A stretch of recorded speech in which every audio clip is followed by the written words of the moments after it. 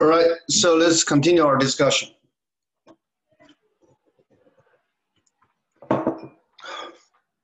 We just explained how the economy works through this circular flow diagram, right? So we understand how to measure in GDP. So now let's look at a few concepts so before we can understand further things. Okay. So first, private saving, right? So private saving is disposable income minus consumer spending.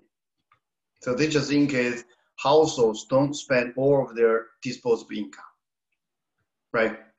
Financial market is bank, stocks, and the bond market, right? So this is essentially a market allows saver and borrower to interact.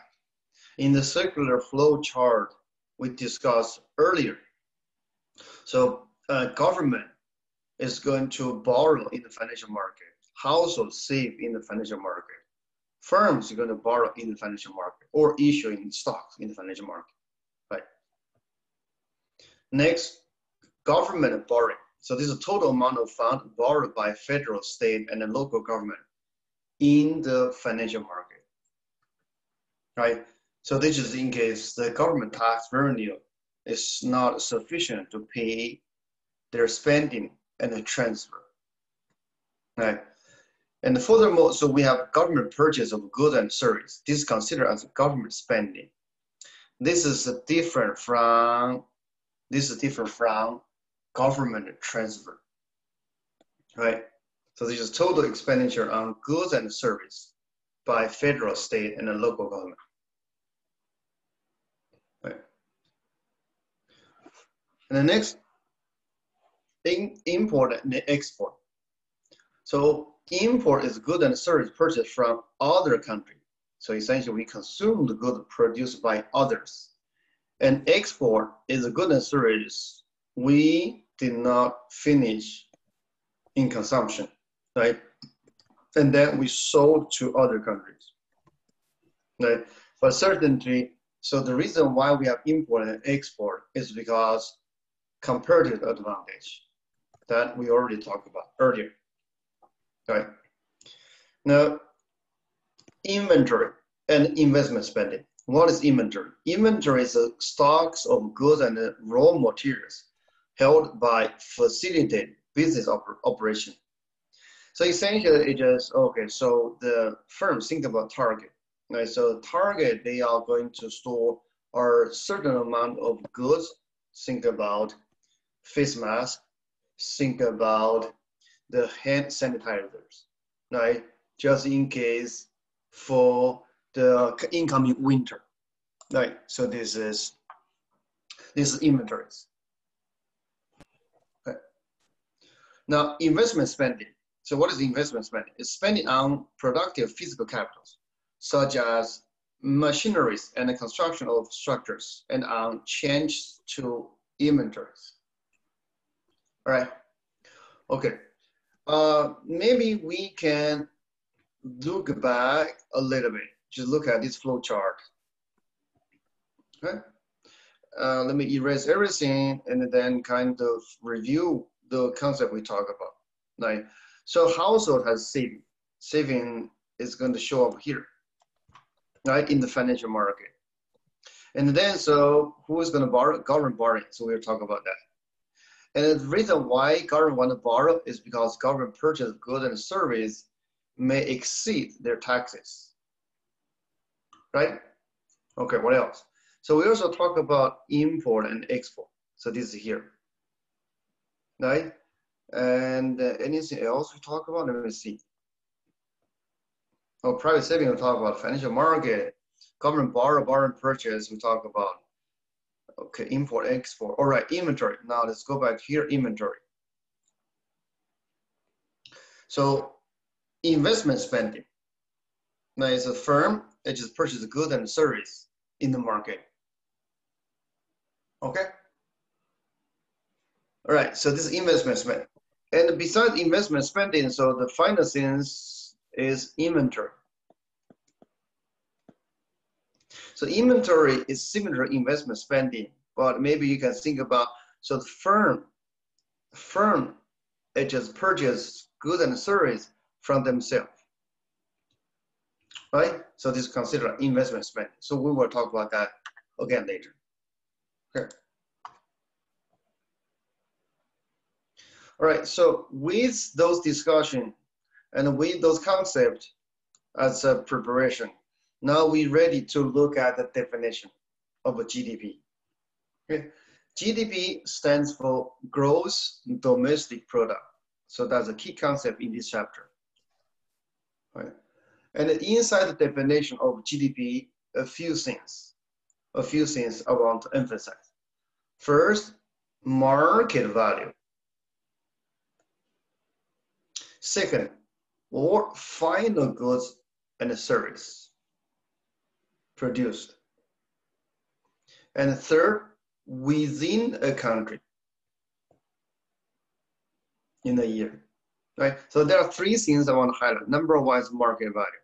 Number two, this is a market value for final goods and service.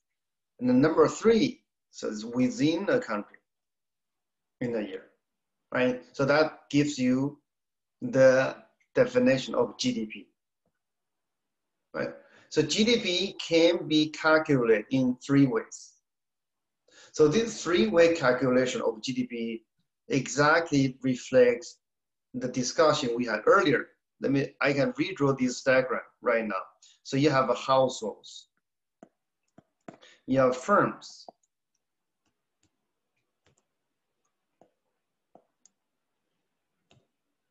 right? And then so households interact with firms in goods market, goods and service. And firms interact with households in factor market. Okay. The first way to look at GDP is look at everything we produce. This is called product. And the second, we can look at what we purchase or what we spend. And the third, we can look at income.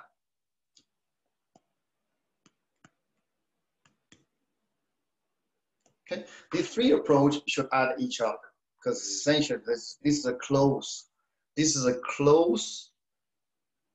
loop, right? So you can see resources just moving around, right? So you produce, and everything you produce goes as income. Any income will be spent.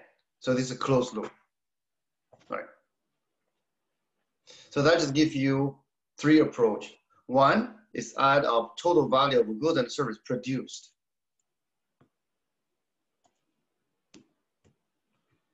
Two, add up all spendings. And three, add up total factor income, right? So there are three approaches. And given the discussion we have, these three approaches, they must add up equal to each other, right? And then so a few things I want to emphasize regarding to understanding their equality or equivalence. Spending equal to income.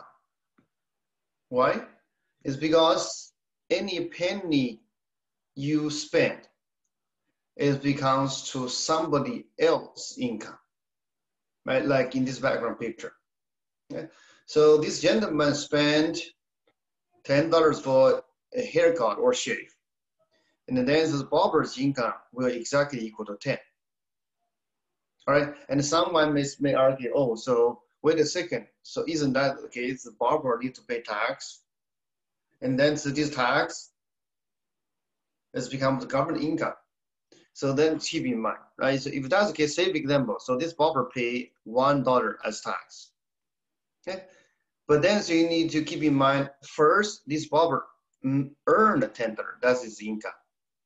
And then so with his income, he's going to spend $1 as tax. So tax is considered spending. Right? So we will see that in examples later. Okay.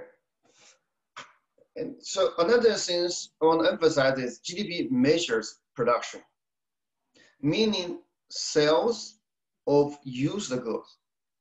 They are not included.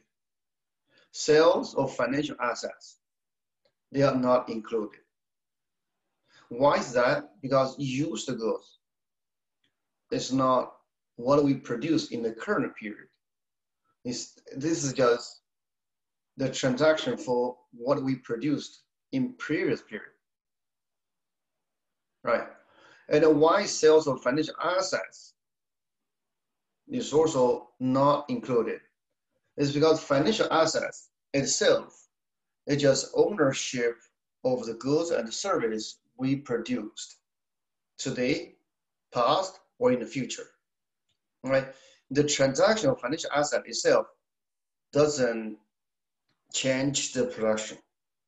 Okay? But however, the service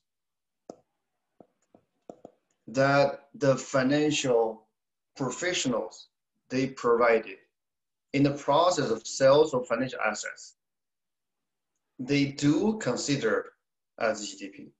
And similarly, the service that generate in the sales of used goods, it also show up as GDP. Okay, so that is different. And then lastly, so GDP is within the country, right? Only production that takes place within the border of a country is included in GDP. Two examples: car produced in Mexico by American firms.